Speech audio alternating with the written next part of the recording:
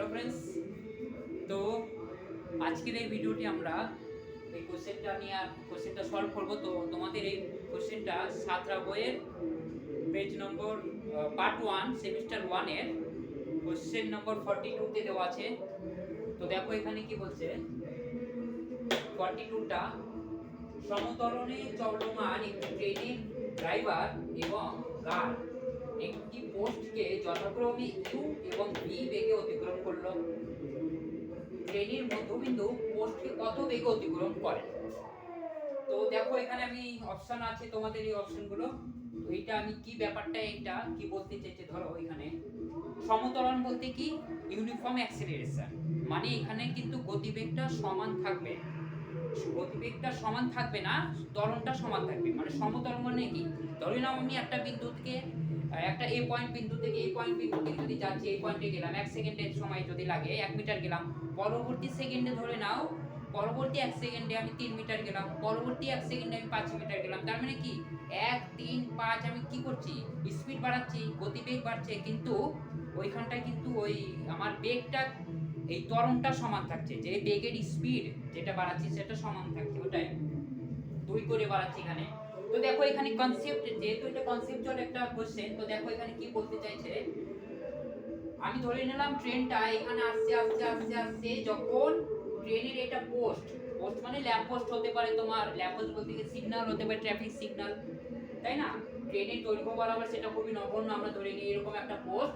পোস্টকে অতিক্রম করা মানে কি বলতে চাইছে, যে যখন ট্রেনের ড্রাইভার এখানে ছিল ভিডি, এই ট্রেনের ড্রাইভারটা যখন এখানে ছিল, যখন এই পোস্টের সরল রেখা যখন এই পোস্টকে দেখতে পেলো, তখন কত বেগ করলো? আমাদের বেলাতে ইউ ইউ আমি ভিটি করে দিয়েছি, এই যে equal to VT, V driver সুবিধা হবে বলে। তাহলে এই পয়েন্টে যখন এসছে ড্রাইভারটা দেখলো, তাহলে এখানে কত বেগ হলো? ভিটি, ঠিক আছে। আচ্ছা, এখানে বেগ আছে আছে। এবার তুমি আমাকে বলো, তোমরা বলো যে যখন ট্রেনের লাস্ট পয়েন্টে গার্ড, তখন তার গতিবেগ কত হবে? যখন এই পয়েন্টে যখন আছে কত হবে? অবশ্যই ভিটি থাকবে, কারণ তাই না? কারণ আমরা যখন ধরো একটা ট্রেনে আছি, ট্রেনের ইঞ্জিন মানে ড্রাইভার যে তার যে স্পিডোমিটারে যে স্পিড থাকবে, আমরা যে কম্পার্টমেন্টে থাকবো, হ্যাঁ, সেই একই স্পিড দেখায়। এবার নির্ভর করছে সেটা কখন ড্রাইভারটা স্পিডটাকে চেঞ্জ করছে, ঠিক আছে। তো এই জায়গাটায় আছে, এই জায়গাটায় দেখলো যে ভিডি আছে, ঠিক আছে, অসুবিধা নেই। এবার ট্রেনটা তো যাবে, যাচ্ছে যাচ্ছে যাচ্ছে যাচ্ছে যাচ্ছে যাচ্ছে যাচ্ছে, এই পয়েন্টে আমি ধরে নিলাম, এই পয়েন্টে এসে ও কি করলো, গতিবেগ কি করলো, বাড়িয়ে দিল, তখন ভিডি থাকলো না। ও কি করলো, এই পয়েন্টে, এই মাঝ পয়েন্টে যখনই আসলো, এই মাঝ পয়েন্টে আমি ধরে নিলাম একটা লোক এখানে আছে, এই মাঝ পয়েন্টে ট্রেনের দৈর্ঘ্য বরাবর তার বেগ আলাদা করে দিল। তার মানে এইখানে একটা স্পিড ছিল প্রাথমিক, এখানে প্রাথমিক, এটা কত হলো, অন্তিম হয়ে গেল এই গতিবেগটা মাঝের বিন্দুতে। পরবর্তীতে আবার যখন গেল ট্রেনটা, আবার তো এই মাঝ বিন্দুটা যাবে, তারপরে করতে করতে এই মাঝ বিন্দুটা এখানে আসবে, ড্রাইভারটা এখানে আসবে, আর এখানটায় আমার গার্ড হয়ে যাবে। তো এখানে আমাদের কোশ্চেনে বলা আছে এটা কত হচ্ছে, e is equal to v। তো বোঝা গেল কি ব্যাপারটা কি। তার মানে ট্রেনের স্পিডটা এখানে যখন আছে, এখানে vd ছিল, হ্যাঁ, তাহলে প্রাথমিক বেগ ছিল, তারপরে এখানে আস্তে আস্তে আস্তে আস্তে আস্তে এখানে তো vd আছে vd আছে vd আছে, আস্তে আস্তে আস্তে যখনই মিডিলে চলে আসলো, তখন ট্রেনের ড্রাইভার কি করলো, তার বেগটা চেঞ্জ করে দিল, vm, এই v মিটারটাই আমাদের কি বের করতে হবে, ঠিক না? তাহলে প্রাথমিক বেগ এখানে, এইটা একটা পয়েন্ট, এইখানে একটা পয়েন্ট প্রাথমিক বেগ, এখানে অন্তিম বেগ, তাহলে সূত্র লাগাই। তাহলে প্রাথমিক বেগ এবং সূত্র আছে আমাদের, তাই না? v square equal to u square plus 2a, যেহেতু এটা ত্বরণ। তো আমরা প্রথম কেস 1 এ যদি বলি, ধরে নাও এইটা, আমি এইটার, তাহলে এটার অন্তিম বেগ v স্কয়ার মিটারটা বলছি ইকুয়াল টু প্রাথমিক বেগ আমার কত ছিল, এটা v ড্রাইভার, তো v স্কয়ার d ড্রাইভারের প্লাস 2 ইনটু a। আচ্ছা বলো এবার কতটা গেছে, এটা তো l বাই 2, তাহলে এই পয়েন্ট থেকে এই পয়েন্টে এসেছে, প্রাথমিক বেগ যখন ছিল কত দূরত্ব অতিক্রম করলো, l বাই 2। ট্রেনের দৈর্ঘ্য যদি l হয়, তার হাফ দূরত্ব l বাই 2। ওকে, এটাকে এক নম্বর দিয়ে দিলাম। এই হচ্ছে কথা।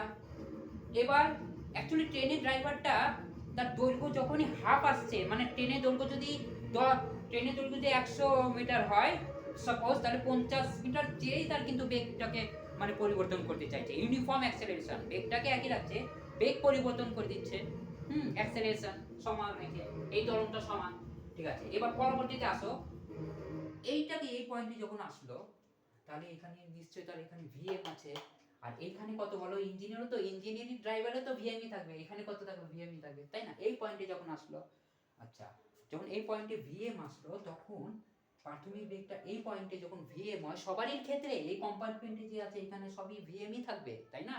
এই হবে না যে একটা নির্দিষ্ট পয়েন্টে যে এর আলাদা বেগ, এর আলাদা বেগ, ও আলাদা বেগ কে করছে, অ্যাকচুয়ালি ড্রাইভার। ড্রাইভার যদি চেঞ্জ করে তার নির্দিষ্ট সেই টাইমে সব কম্পার্টমেন্ট যতগুলো বগি আছে সেই স্পিডই দেখাবে, এটাই হচ্ছে। তাহলে এই পয়েন্টে এইখানটাও কিন্তু ভিএমই আছে, এখানে ভিএম আছে, তাহলে এখানটায় যখন ভিএম প্রাথমিক বেগ, আমরা ধরি না এই প্রাথমিক বেগ এই পয়েন্ট থেকে আবার এই কি করবে, এই ভিএমটা এখানে এখানে এখানে এখানে এখানে গেল, কত গেল, L/2, L/2, এটা তো L/2, তাহলে এটা প্রাথমিক বেগ ভিএম, আর এটা লাস্ট বেগ ভি জি, যেটা আমরা বলছি, যেটা দেওয়া আছে ভি, ওকে?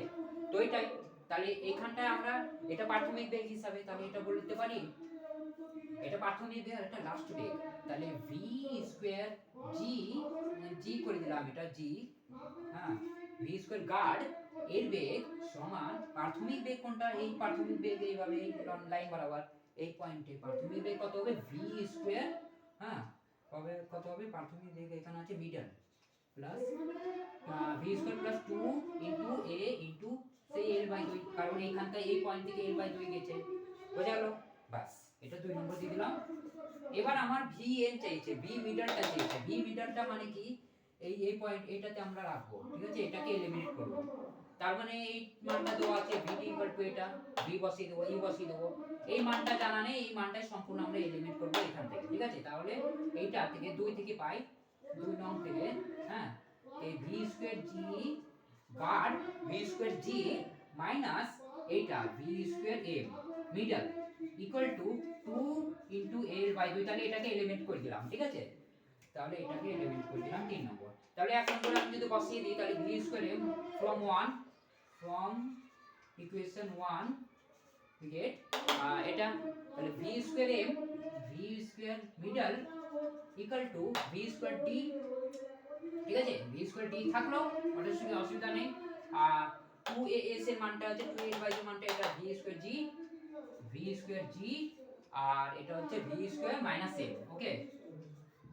ঠিক আছে, পরে মানগুলো বসিয়ে দেবো, তাহলে এটা এদিকে চলে আসবে, V square M plus V square M, okay, তো V square D, V square G, okay? বাস, তাহলে দুটো ভি আছে, বা 2 V square M equal to এটা V square D plus V square G, এটা, তাহলে এটা আমি যদি এখানে লিখি এটাই, এটা এই পয়েন্টটাকে, তাহলে v2 v square m equal to আছে v square d plus v square g, বাস, তাহলে v স্কয়ার m মানে মিডল পয়েন্টে আমরা চেয়েছি v square d plus v square g, ওকে? আর এটা যদি এখানে এটা দুই চলে আসছে এটা, আর রুটের মিড লেভেলে আমাদের অপশন এটা v স্কয়ার m কত হবে, এই রুটের মধ্যে v স্কয়ার d প্লাস, মানে v স্কয়ার আমি বসিয়ে দিলাম মানে কোশ্চেন অনুসারে, ইউ আছে এটা, আর এটা ভি আছে, এটা স্কয়ার হয়ে যাবে, আর y 2, এটা সম্পূর্ণটা রুট আছে, বাস। তো এইটাই অপশন, এটাই, এই অপশনটা সঠিক হয়ে যাবে। তো বোঝা গেল এরকম একটা কনসেপচুয়াল কোশ্চেন আছে যে এটা আমরা সব সময় কনফিউজ হয়ে যাই যে কিভাবে কি হচ্ছে, তো এটাই আরেকবার বলে দিচ্ছি, যখন এইখানে যখন যেটাই গতিবেগ হলো এখানে পোস্ট আছে, যখন দেখলো আচ্ছা এখানে এসে তখন তার ট্রেনের গতিবেগ ভিডি করে দিল, মানে ইউ করে দিল, যখন এখানে এখানে গেল আবার এখানটায় এই পয়েন্টে, অ্যাকচুয়ালি যখন এই ভিডি ছিল তখন এইখানেই ছিল, যখন এই পয়েন্টে আসলো তখন এরও গতিবেগ একই, এরও গতিবেগ একই, এরও গতিবেগ একই, এটা এখানে এই প্রাথমিক ভিএম ছিল, তারপরে আবার ভিএম গেল, যখন আবার এখান থেকে এখান থেকে আসে তখন এই যখন এই পয়েন্টটা গার্ডটা যখন এখানে আসলো তখন তার তো এই গার্ডটা তখন ভিএম থেকে ভিডি হয়ে গেল, তার মানে এটাই বোঝাতে চাইছে যে ট্রেনের ড্রাইভার তার হাফ যখনই যাচ্ছে কিনা তার ত্বরণটাকে চেঞ্জ করে দিচ্ছে, হ্যাঁ, মানে ত্বরণ তার স্পিড বাড়াচ্ছে, সমত্বরণ রেখে এর মানটাই ছিল, তার স্পিডটা বাড়িয়ে, তো উত্তর এটাই হয়ে যাবে তোমাদের। তো এরকম আরো কনসেপচুয়াল, দেখো এইটা যদি করতে গেলে আমি তো ডাইরেক্ট একটা কোশ্চেন পুট করে দিলেই হয়ে যায়, তাই না? প্রথমে তো ফিজিক্সটাকে ফিল্ডিং করতে গেলে আমাদেরকে সম্পূর্ণ ইমেজের সাহায্যে দেখতে হবে, হ্যাঁ, তবে তো ফিল আসবে, তাই না? তাহলে তো আরো কোশ্চেনগুলো করাতে ভালো লাগবে। তো আরো যদি কনসেপচুয়াল ভালো লাগে ভিডিওটা অবশ্যই বন্ধুদের মধ্যে শেয়ার করবা, তো তোমাদের আরো যে কনসেপচুয়ালগুলো যে কোশ্চেনের ক্লাস 11 এর বা ক্লাস 12 এর যেগুলো আছে অবশ্যই আমি দেবো। কমেন্ট করবো। অবশ্যই আমি যতটা সম্ভব কনসেপচুয়ালি বোঝাবো জিনিসগুলোকে। ঠিক আছে, থ্যাংক ইউ, ভালো থেকো।